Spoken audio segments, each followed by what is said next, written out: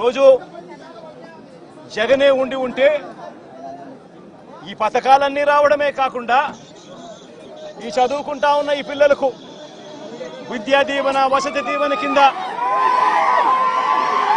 వాళ్ళ ఫీజులు కూడా జగన్ కట్టి ఉండేవాడు. అవి కూడా మోసం చేశాడు.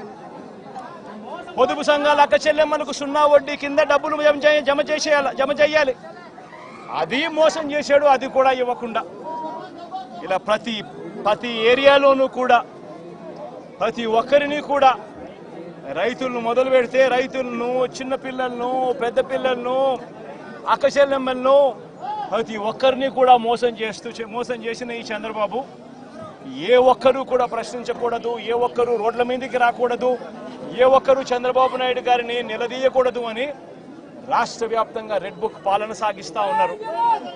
రెడ్ బుక్ పాలనలో చంద్రబాబు నాయుడు ఆయన కొడుకు రాష్ట్రంలో రెడ్ బుక్ పాలన వాళ్ళు తెరిచి కక్ష సాధింపు చర్యలు వాళ్ళు చేస్తూ ఉంటే అక్కడి నుంచి మొదలైతే నియోజకవర్గ స్థాయిలో ఎమ్మెల్యేలు, మండల స్థాయిలో మండల నాయకులు, గ్రామ స్థాయిలో గ్రామ నాయకులు వీళ్ళందరూ కూడా రెడ్ బుక్లు వాళ్ళు తెరిచేసి వాళ్ళు ఊర్లలో ఆధిపత్యం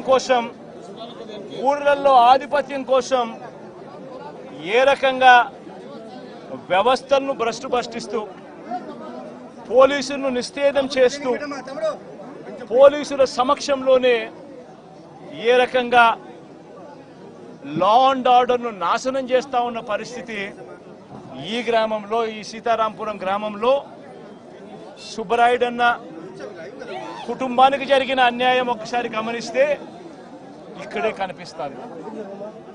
ఇదే గ్రామంలో ఆధిపత్యం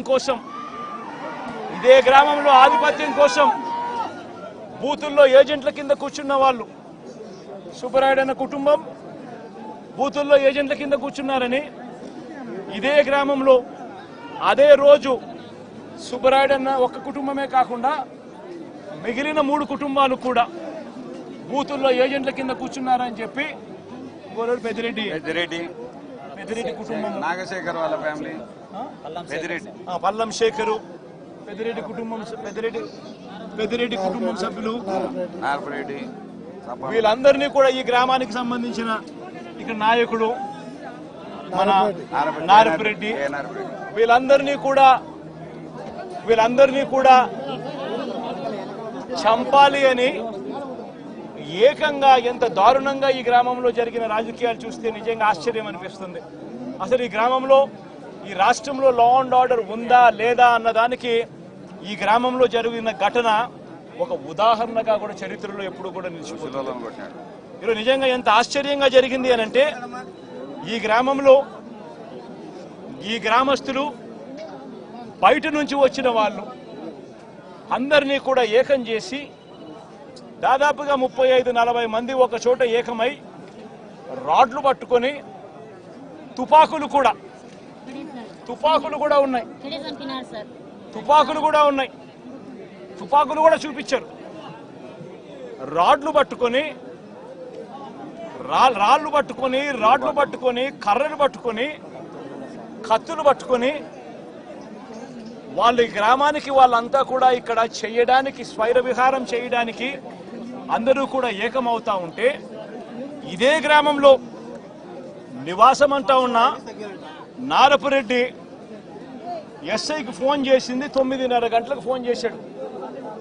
9:30కు ఫోన్ చేసి గ్రామంలో వాతావరణం సరిగ్గా లేదు, బయట నుంచి కూడా వ్యక్తులు వచ్చారు, వీళ్ళందరి చేతుల్లో రాడ్లు కనిపిస్తా ఉన్నాయి, కత్తులు కనిపిస్తా ఉన్నాయి, వీళ్ళ చేతుల్లో తుపాకులు కూడా ఉన్నాయి, గ్రామంలో వాతావరణం సరిగ్గా లేదు, దయచేసి గ్రామాన్ని ఏదో జరిగే కార్యక్రమం జరగబోతా ఉన్నట్టుగా అనిపిస్తా ఉంది, దయచేసి పోలీసులు రండి అని చెప్పి నారపురెడ్డి రాత్రి 9:30 గంటలకు ఎస్ఐకు తాను ఫోన్ చేస్తే ఎస్ఐ ఆ తర్వాత కొద్దిసేపటికి ఎస్ఐ రావడం జరిగింది. ఎస్ఐతో పాటు 2 కానిస్టేబుల్లు వచ్చి గ్రామానికి వచ్చి గ్రామంలో ఉన్న పరిస్థితులన్నీ కూడా చూసి ఎస్ఐ సిఐకి ఫోన్ చేయడము, డిఎస్పీలకు ఫోన్లు చేయడము వీళ్ళ కళ్ళ ముందనే కనిపిస్తూ ఉంది. చేస్తూ ఉన్నాడు కానీ ఎవడు ఫోర్స్ పంపించడు. మనుషులు కనిపిస్తూ ఉన్నారు కానీ అక్కడే కానీ ఎవడు కూడా ఆపే కార్యక్రమం చేయరు. చేతుల్లో రాడ్లు కనిపిస్తూ ఉన్నాయి, చేతుల్లో కత్తులు కనిపిస్తూ ఉన్నాయి, మనుషులు తిరుగుతూ ఉన్నారు, మనుషులు ఏదో ఘటన జరగబోతా ఉందని తెలుస్తూ ఉంది. అయినా కూడా ఎస్ఐ ప్రేక్షక పాత్రే పోషిస్తాడు. ఎస్ఐతో పాటు వచ్చిన 2 కానిస్టేబుల్ ప్రేక్షక పాత్రే పోషిస్తారు. ఎస్ఐ సిఐకి ఫోన్ చేస్తూ ఉన్నట్టుగా, డిఎస్పీకి ఫోన్ చేస్తూ ఉన్నట్టుగా, మిగతా వాళ్ళకి ఫోన్ చేస్తూ ఉన్నట్టుగా వీళ్ళకు గ్రామంలో కనిపిస్తూ ఉంది కానీ ఏ ఒక్కరూ కూడా రారు. పోలీసులు అదనపు బలగాలు రావు.